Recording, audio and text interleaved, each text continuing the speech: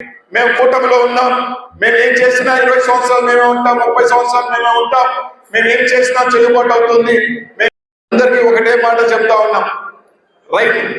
ఈ రోజు మీరు అధికారంలో ఉన్నారు, పవర్ మీద ఉంది, మీరు పోలీసు మీద ఉంది, కేసులు పెట్టుకోవాలనుకుంటున్నారు, ఏమైనా పెట్టుకోవాలనుకుంటున్నారు, పెట్టుకోండి.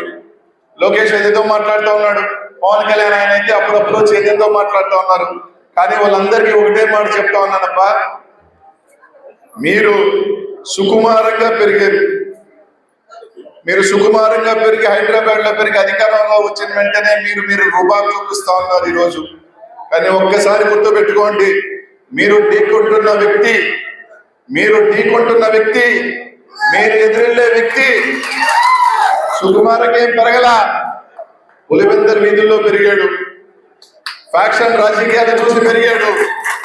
కేవలం 5 సంవత్సరాలు ఆయన మౌనం, ఆయన మంచితనం ఈ రోజు మీరు ఆ రోజు ఉండొచ్చు. ఈసారి 2029లో జగన్మోహన్ రెడ్డి గారి ఉగ్రరూపం చూసిన తర్వాత ఆ రోజు ఎవరి ఏంటో, ఎవరి బలం ఏంటో, ఎవరు వాపేంటో తెలుస్తుందని రోజు అందరికీ కూడా తెలియజేస్తాం.